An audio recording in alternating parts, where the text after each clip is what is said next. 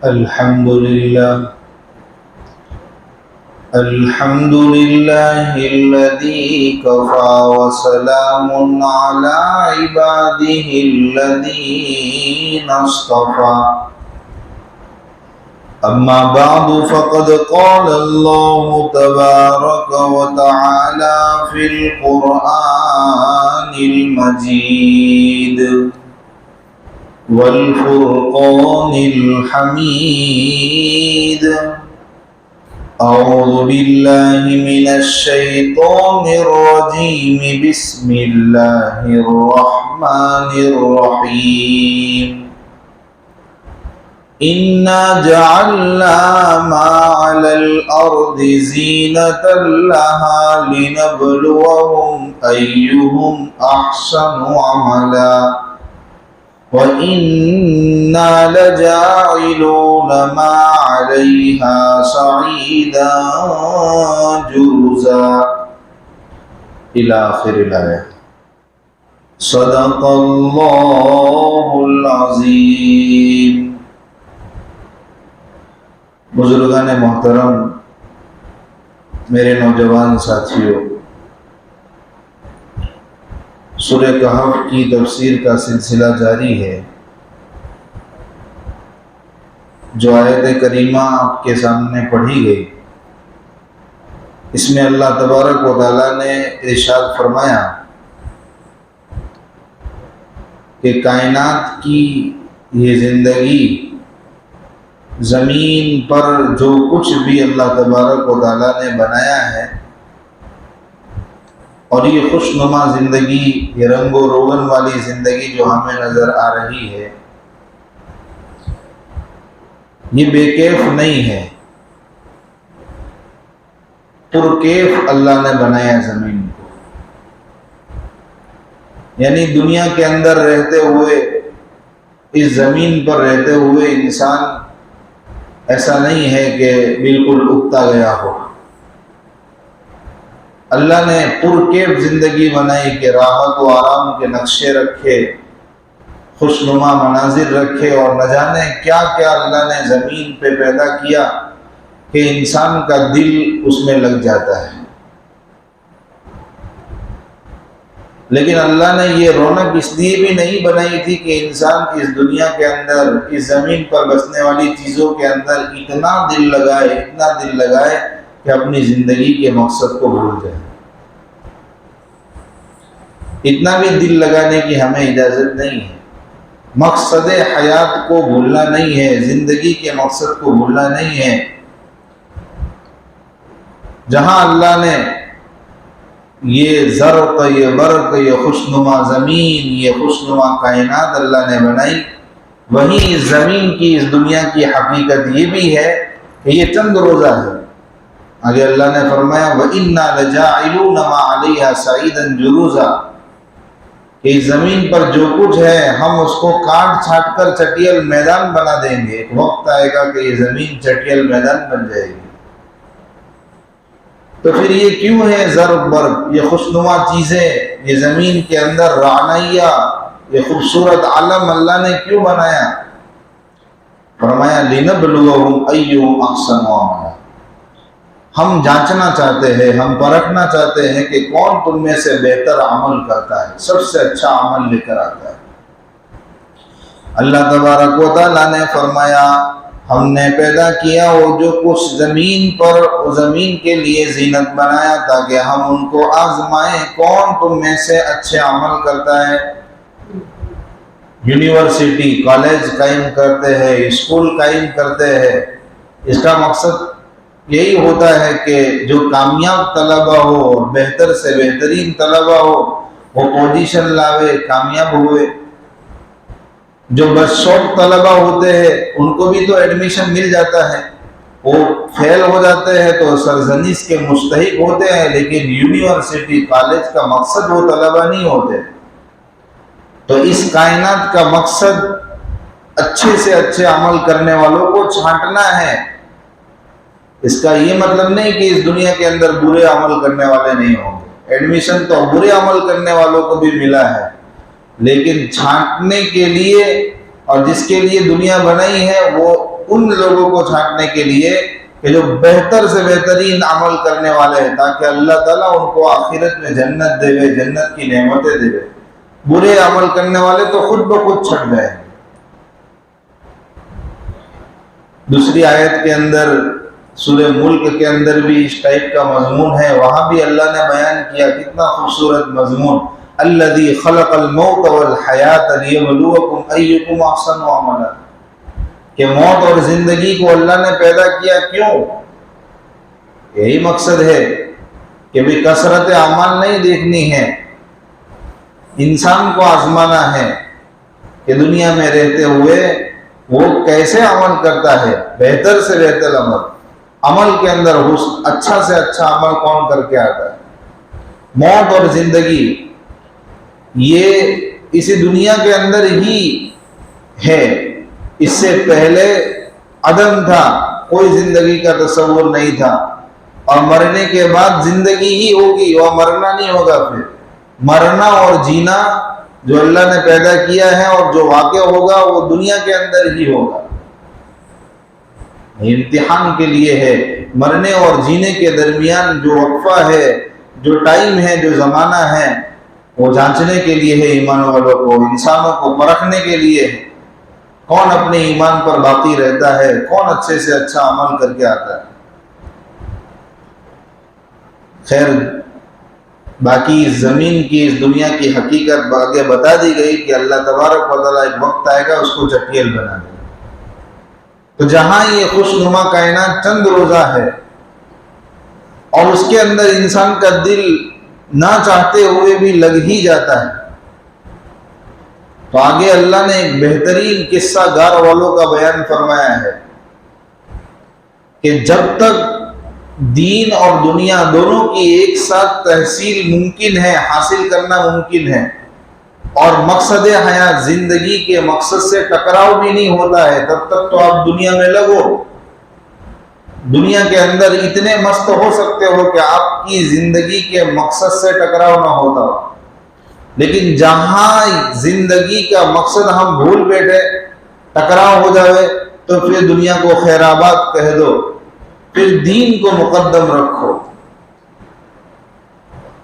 اس سے ٹکراؤ نہیں ہونا چاہیے، جہاں ٹکراؤ ہو پھر دنیا سیکنڈ نمبر پر ہوگی، دین فرسٹ نمبر پر ہوگا۔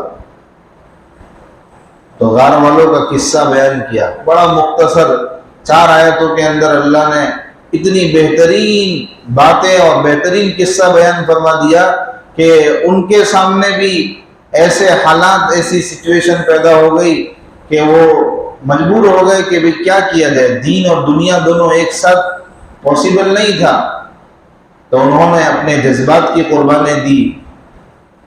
غار والے ایسا بھی نہیں تھا کہ دنیا سے اگتا گئے تھے، ہم بھی دنیا سے نہیں اگتے ہیں، ہمارا بھی دنیا میں جی لگتا ہے، وہ بھی ایسے نہیں تھے کہ دنیا سے ان کا جی بھر گیا تھا، اور بوڑھے کھسٹ بھی نہیں تھے، جوان رانا تھے، ان کے بھی اپنے اندر جذبات تھے، خواہشات تھی، لیکن دیکھا کہ بھئی دنیا کا دین سے ٹکراؤ ہو رہا ہے، دین پر جمنا مشکل ہو رہا ہے، قدم ڈگمگا رہے ہیں، ایمان اور دین کی حفاظت مشکل ہو رہی ہے، تو پھر انہوں نے اپنے شہر کو خیر آباد کہہ دیا، اس دنیا کو لات مار دی۔ اور ایسے بھی نچلے خاندان کے بھی نہیں تھے، غیر معمولی خاندان سے ان کا تعلق ہو، افراد سے تعلق ہو، بلکہ اونچے گھرانے کے لوگ تھے۔ تو اس کے باوجود بھی انہوں نے دین کو مقدم رکھا اور دنیا کو لات ماری، اپنے جذبات کو ٹھوکر ماری، اور شہر سے چل دی اور ایک سنسان جنگل کے اندر، ایک گہری کھو کے اندر، گہری گاہ کے اندر پناہ لے لی کہ دنیا چھوٹے تو چھوٹے، دنیا کا نقصان ہونا تو ہو، دین کو نقصان نہیں ہونا چاہیے، ایمان کی حفاظت ہونی چاہیے، تو اس کے لیے وہ نکل دی۔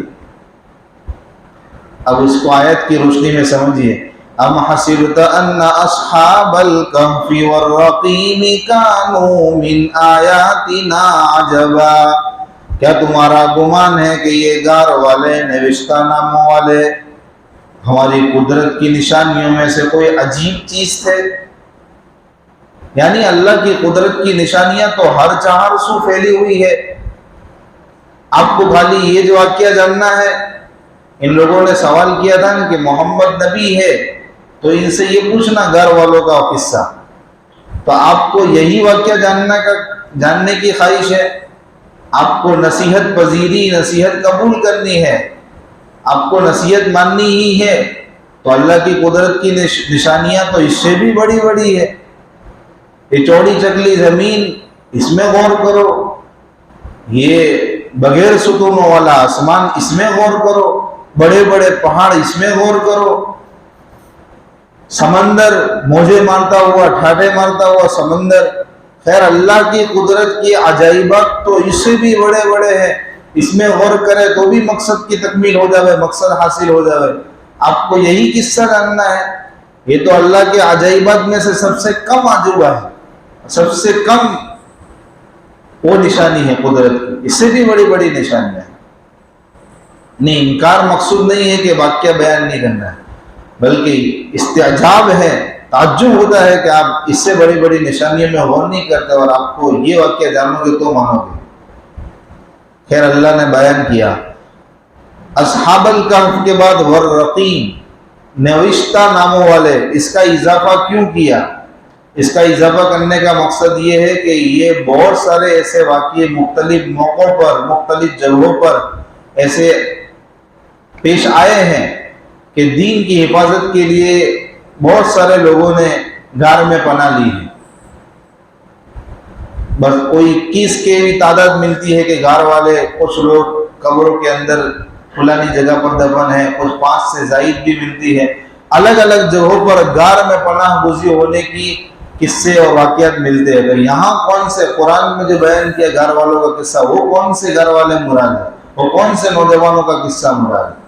تو ساتھ میں نوشتہ ناموں والوں کی جو قید لگائی، تو اس سے پتا چلا کہ وہ نوجوان اور وہ غار والوں کا قصہ مراد ہے کہ جو اونچے خاندان سے تھے اور وہ اپنے شہر کو چھوڑ کے نکل چکے تھے.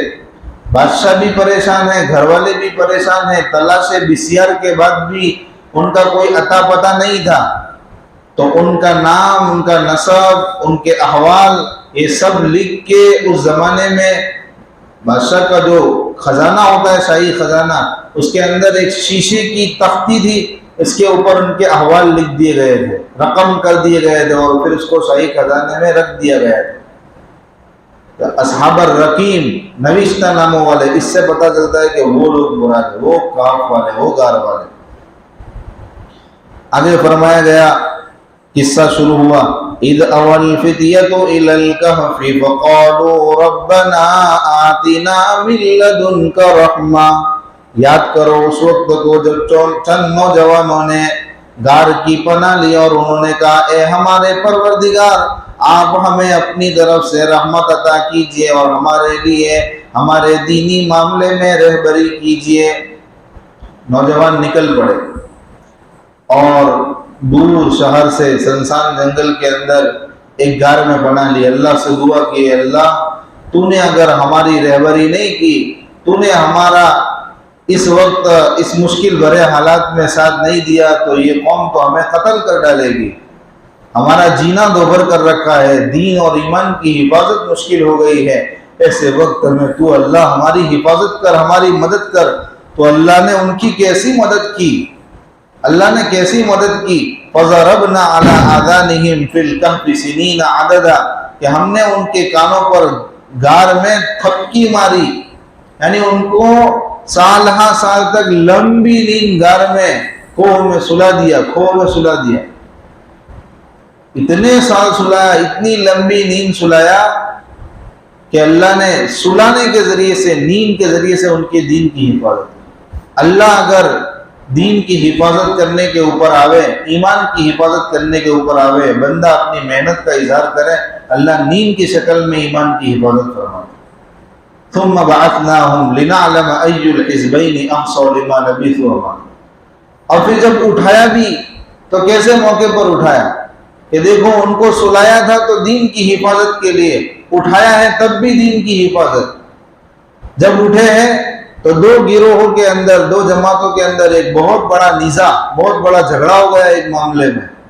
کیا معاملہ تھا؟ کہ باس بعد الموت کا معاملہ، کہ زندگی کے بعد موت اور موت کے بعد دوبارہ زندہ ہونا ہے، اس کے بارے میں دو گروہوں میں جھگڑا ہو گیا، نزاع ہو گیا۔ ایک جماعت کہتی تھی، ایک گروہ کہتا تھا کہ بھئی موت کے بعد دوبارہ اللہ اٹھائیں گے، لیکن وہ زندگی جسمانی نہیں ہوگی۔